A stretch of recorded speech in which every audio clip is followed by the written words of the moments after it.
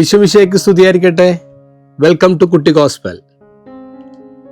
ഒരപ്പൻ ജോലി കഴിഞ്ഞ് വൈകുന്നേരം വീട്ടിലെത്തി ടി വി ഓൺ ചെയ്തു.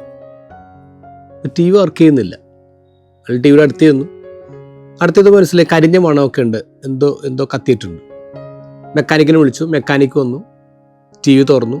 ടി വി തുറന്നപ്പോൾ ടി വിയുടെ അകത്ത് ബ്രെഡിൻ്റെ ക്രംസ്, റൊട്ടി കഷ്ണം ഇങ്ങനെ ആരോ ഇട്ടേക്കാണ്. അത് വീണ് ഇട്ടാണ് ഇങ്ങനെ ഷോർട്ടായി കത്ത് പിടിച്ച് ടി വി പോയി.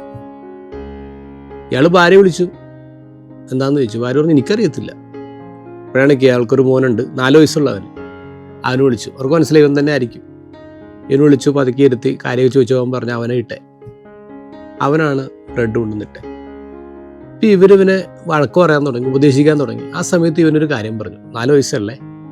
ഇവൻ പറഞ്ഞു, അപ്പാ നിങ്ങൾ രണ്ടുപേരും ഇല്ലാത്തൊരു ദിവസം ഞാൻ ടി വി വെച്ചു.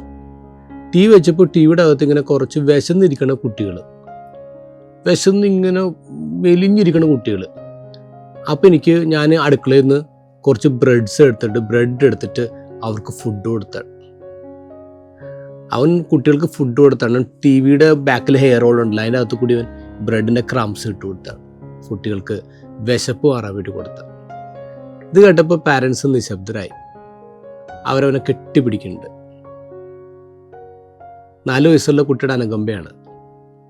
ഇന്നത്തെ ഗോസ്പലിൽ നമ്മൾ കാണുന്നതേ ഈശോയുടെ പ്രസംഗം കേൾക്കാൻ വേണ്ടി കുറേ നടന്ന് ചുറ്റിക്കറങ്ങിയ ആൾക്കാർ ഇങ്ങനെ ഈശോനെ കാണാൻ വരുന്നുണ്ട്. അപ്പോൾ വൈകുന്നേരം സമയമായി. അപ്പോൾ ഈശോക്ക് അവരുടെ അനുകമ്പ തോന്നി. കാരണം അവർക്ക് വിശക്കുന്നുണ്ടെന്ന് മനസ്സിലായി. അപ്പോൾ ഈശോ പറഞ്ഞ് അവർക്ക് ഭക്ഷണം കൊടുക്ക്. ശിഷ്യന്മാർ പറഞ്ഞു നമുക്ക് അവർ പറഞ്ഞു വിടാം, ഇവിടെ ഒന്നും ഭക്ഷണം കിട്ടത്തില്ല, ഇല്ല നിങ്ങൾ തന്നെ കൊടുക്ക്. അപ്പോൾ അവർ ഞങ്ങളുടെ 5 അപ്പം 2 മീനേ ഉള്ളൂ, അത് മതി. ഈശോ അതെടുത്ത് മുറിച്ച് വിളമ്പാണ്, ആശീർവദിച്ച് വിളമ്പാണ്. 5000 പേർക്ക് ഭക്ഷണം കിട്ടി. And they were satisfied. അവർ സംതൃപ്തരായെന്ന് പറയാം. ഈശോ അപ്പം മുറിച്ചു കൊടുത്ത് എല്ലാവരും സംതൃപ്തരാക്കുകയാണ്. ആരും പട്ടിണി ഇരിക്കണ ഈശോയ്ക്ക് ഇഷ്ടമല്ല. ആരും വിശന്നിരിക്കണ ഈശോയ്ക്ക് ഇഷ്ടമല്ല. മക്കളെ, നിങ്ങൾക്കറിയാമോ, ഈ ലോകത്തിൽ ഓരോ 15 സെക്കൻഡും വിശപ്പുണ്ട്, പട്ടിണി കൊണ്ടൊരു കുഞ്ഞ് മരിക്കുന്നുണ്ട്. ഓരോ 15 സെക്കൻഡ്സും എത്ര പേരാ മരിക്കണമെന്നറിയാമോ? ഭക്ഷണമില്ലാത്തതുകൊണ്ടാണ്, വിശന്നിരിക്കുന്നതുകൊണ്ടാണ്. ഈശോ നമ്മോട് പറയുന്നതെന്നറിയാമോ? Do not waste food.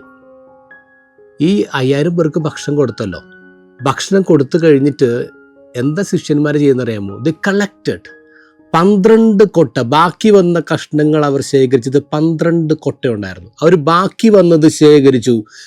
Our waste ചെയ്തില്ല എന്നുള്ള, ഭക്ഷണം വേസ്റ്റ് ചെയ്തില്ല, അവർ കളക്ട് ചെയ്യാണ്. ഈശോ നമ്മളൊന്ന് പഠിപ്പിക്കുന്ന അതാണ്.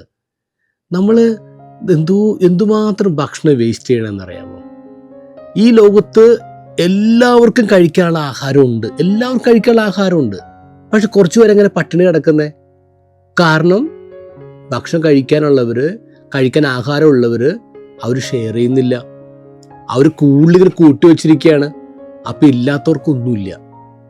ഈ കൂട്ടി വെച്ചിരിക്കുന്നവർക്ക് ഷെയർ ചെയ്ത് എന്ത് സംഭവിക്കും? കൂട്ടി വെച്ചിരിക്കുന്നവർ ഷെയർ ചെയ്ത് കഴിഞ്ഞാൽ ഈ ലോകത്ത് പട്ടിണി ഉണ്ടാവില്ല, ഈ ലോകത്ത് കുട്ടികളുടെ മരണം ഉണ്ടാവില്ല. ഇവിടെയുള്ളൊരു വ്യത്യാസം എന്താണെന്നറിയാമോ?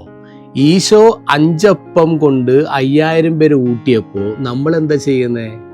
5000 പേർക്ക് ഭക്ഷിക്കാവുന്ന അപ്പം എടുത്ത് കൂട്ടി വെച്ചിട്ട് 5 പേര് ഉണ്ണാനിരിക്കുകയാണ്. 5000 പേർക്കുള്ള ഭക്ഷണം എടുത്ത് വെച്ച് 5 പേര് ഉണ്ണാനിരിക്കുകയാണ്. എങ്ങനെ ശരിയാവും? എങ്ങനെയാണ് ബാലൻസ്ഡ് ആവണേ? മക്കളെ, ഇന്ന് ഒരു കാര്യം ആലോചിച്ചാൽ മതി.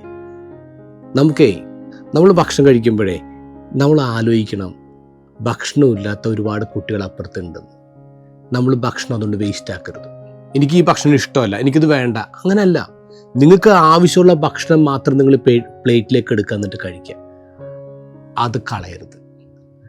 നിങ്ങൾ കളയുന്ന ഭക്ഷണം ഉണ്ടല്ലോ, അത് വേറൊരു കുട്ടിയുടെ വിശപ്പാണ്, വേറൊരു കുട്ടിയുടെ ഭക്ഷണമാണ്, അവൻ്റെ ജീവനാണ്. അതുകൊണ്ട് do not waste food. Happy Sunday.